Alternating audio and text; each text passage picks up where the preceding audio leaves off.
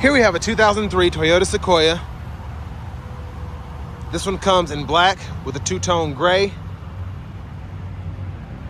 The paint seems to have held up over the years, but we have light charcoal leather interior. And then our powertrain consists of a 4.7 liter naturally aspirated V8 made into a 4-speed automatic transmission. And this one just has a little under 220,000 miles. But coming around to the front end here, we have our headlamps and fog lights, and one of the fog light bulbs are out here. Easy fix though. Everything seems to still be in great shape on this one for the mileage in the year. A few rock chips, but you can't really see it on that gray. Then we have aftermarket wheels here. Just a little bit of peel in there. Running boards. And then we do have our power door lock controls here, rear window lock, and then we have one-touch automatic up and down windows for the front, regular power windows for the back, JBL sound system. Pretty good storage in the door panel here. And then this one has a trailer brake controller. We will open that hood for later. And then we have the parking brake there as a foot pedal. And then we can roll down that rear window here, gauge cluster brightness, and then we can tilt our steering wheel. And there is our power driver's seat with power lumbar support. Obviously a little wear here, but the leather seems to have held up pretty nicely, again, for it to be a 20-plus-year-old car. And then this one has the crossbars for the luggage rack. Let's go ahead and check out this rear leg room.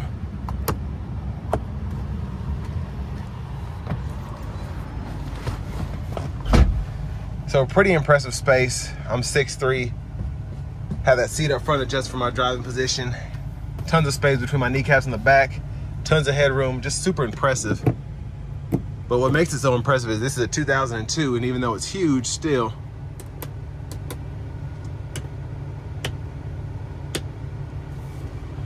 And then we have our rear AC controls here, then the volume knob.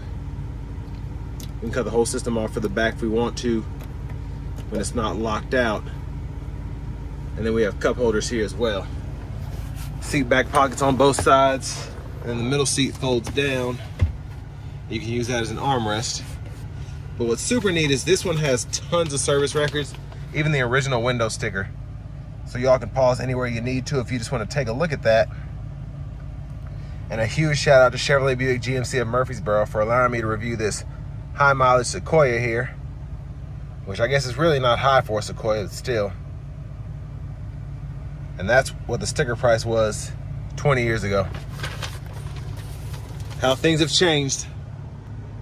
There's a view of the back seat there.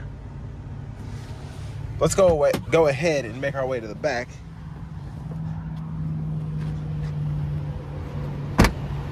I popped the gas cap, so there's that there. And then coming around to the back end, still really good shape. I'm surprised there aren't any scratches or anything from the lift gate hitting something. There's our tow hitch, spare tire, exhaust. And then of course you can remove this third row if you ever want to. Just follow the steps there.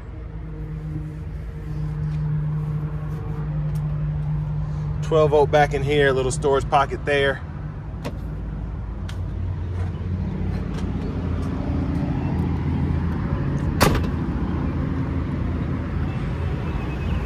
And then coming back around to the rear passenger side, if you need to get to that third row, just pull this here. And then you can fold flat or click it again and tumble the seat, and you can get back to that third row. And then just lock it back into place.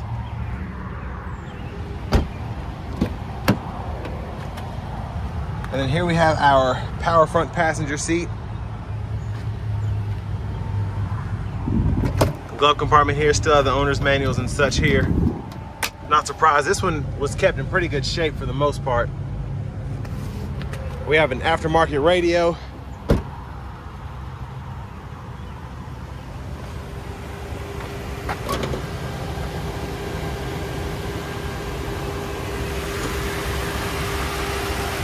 And there's that 4.7 liter naturally aspirated V8.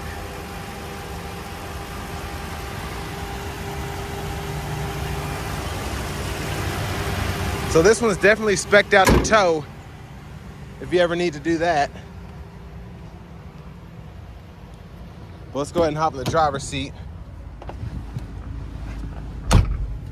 So leather wrap steering wheel still seems to be in great shape. Feels nice as well. Just a little bit of wear across the top there, but no big deal, honestly. And then over here, we have our aftermarket radio. Somebody put this in here. You do get your FM, then you have Apple CarPlay, Android Auto wired. So tons of options there. And then down here we have our automatic climate controls. That's going to be single zone, so we can adjust the fan speed and then temperature, and you can set it to auto mode there. And then cut the whole system off if you need to. Turn that down just a little bit. And then you can toggle your rear AC here, hazards, traction control, and then ashtray there, cup holders here. Then you have two more down there. Power mirror controls are going to be right here. So right side off, and then left side, you can adjust that. Interesting place to put them. And then in here we have our center console cubby space, which is pretty huge in my opinion. And then up here we can see the temperature outside as well as the direction we're facing. I'm gonna open this sunroof back. Sunglasses holder is here. Then we can tilt, or we can one-touch slide it. And there's the universal garage door transmitter there as well. And then we can one-touch close it as well. So I love that for 2003. Now over to the left side of the steering wheel, you hit this mode button, and when it's set up with the stock radio, we can go through our audio sources. And then over here, we can go through our track list, radio station presets, volume controls here, and then cruise controls are over here. Headlamp controls, fog lights, and then high beams, flash the high beams. Then we have our windshield wiper controls here, so we can set our intermittent here. And then we have intermittent low, high, off, and then we can use our rear wiper there. And then push up here for front wiper fluid, and then pull that for the rear wiper fluid. And that's just a little loud. And then for the shifter, hold the brake, reverse, neutral, drive. Then you have second, then your low gear, and then you have your overdrive right here. And then you see the mileage there. We can go through the trips and whatnot. And then finally, that's our key fob, and we have a turnkey there.